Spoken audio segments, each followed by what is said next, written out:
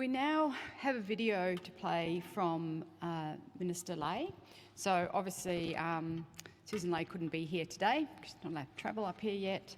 So she's put together a bit of a video. So just for those in the room that aren't aware, the Australian government is quite a significant funder of healthy land and water. They fund us in the form of our natural resource management, and we're one of actually 52 natural resource management. We're called management units, but that sounds a little bit corporate. So we're actually part of 52 around Australia. So there is actually, and we'll talk more about the NRM Plan, which we're about to launch today, or the refresh of it we're launching today. But there's actually one of those for every inch of Australia. And so it's actually quite powerful plans that sit across the nation. So I'm going to hand over to the video to Minister Ley. Thank you. Well, it gives me great pleasure to officially be here at the launch of the refreshed Natural Resource Management Plan for South East Queensland. Healthy land and water are our partners in delivering environmental outcomes in so many different landscapes, which I think is what you do incredibly well. The relationships you have with people in suburbs, with people on farms, with scientists, with non-government organisations, with the community, all come together in this plan. And I really want to commend the work you do. I can't wait to get to Queensland when I'm allowed back in to visit some sites with you on the ground. But congratulations, and plans, of course, are not documents to sit on the shelf, but something that you can relate to, that you can refer to, and that can live and breathe the work that you do. Well done, everybody.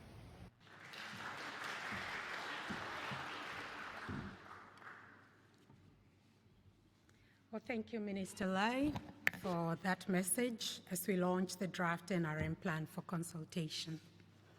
Now, South East Queensland is a place of remarkable natural beauty and tremendous environmental significance. And ensuring its ongoing sustainability, livability, and prosperity depends on the health of our natural assets. Unfortunately, these very assets that support our well-being and they provide the services to support our lifestyles are under tremendous pressure from increasing population, land use change, and climate change, as we have heard this morning. Our air and water quality are at risk, and demands for more housing and resources impact on the connectedness, for example, of the region's forests and on its rich biodiversity, and hence the Natural Resource Management Plan for South East Queensland. So, ladies and gentlemen, this plan, whose draft we are about to release today for public consultation, focuses on balancing the array of competing environmental, economic, social, and cultural factors in the context of these threats. It considers the current and emerging opportunities, such as the Olympics, as we just had, coming to Brisbane 2032, and focuses how we can consider these emerging opportunities to support collaborative strategies and actions to produce benefits for the whole community. So, how did we get here and how are we traveling? Just very briefly, I'd like to give you confidence that this plan is based on sound scientific evidence as well as wide participation by stakeholders. We reviewed what has changed since the last two plans, and we also assessed this against the targets to 2031 that were laid way back in 2009 when this plan was first endorsed. So the emojis on the left just represent how we are tracking against some of these targets. So we are on track for some of them, the green smiley faces. We are not doing too well for the red sad faces. And for some of them, we don't have enough information to say with confidence how we are tracking towards progress to 2031. So following that, we reached out to community and we spoke to well over 600 people across the region to really find out how does this match up, how does the science match up, and what's the level of satisfaction of the community and stakeholders with how we are tracking, because that's where change is going to come from. So community sentiments aligned very well with scientific review on extent, condition, and trend of these assets. For example, you can see that from our science, from a review of asset condition and extent, we are not really on track to achieve the targets around remnant and woody vegetation, wetlands and waterways, for example. And the community is also quite, it matches that their sentiments are that they actually aren't very satisfied with how we are tracking on that. And that was very good to know, because then it means we can travel together. So as you can see, the confirmation of science with community sentiment gives us impetus to then start talking about how we're going to get back on track. So we asked ourselves then, what's the purpose of a plan if it doesn't inspire us on what we need to do, or help us to see how our actions are actually contributing to the bigger picture?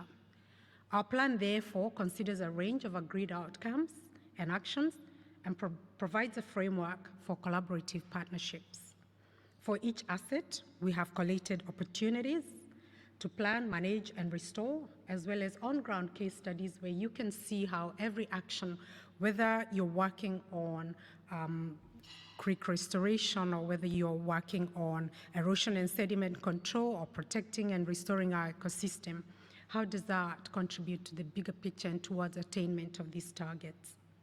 So if you jump onto the refreshed website we'll talk about shortly, we have collected those opportunities, and hopefully this contribute towards achieving those targets towards a sustainable future for our region. So what's next? What's our call to action then? We do know there's a specialness about our region, South East Queensland, and so far we thank you for walking this journey with us that far and for trusting Healthy Land and Water to pull this together on your behalf. This version is extra special. We've moved with the times. We present to you a living plan on an interactive story map, as well as traditional hard copies and much, much more. And this makes me think about a little African story about a little antelope that danced itself lame before the real dance was yet to begin.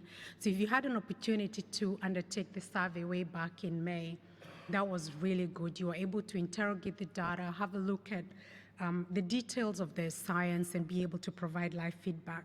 So the refreshed version is much, much cooler, and we'll be hearing a lot more in sessions later today about how we are bringing this to life, how these case studies come and connect towards progress towards the targets for our NRM plan.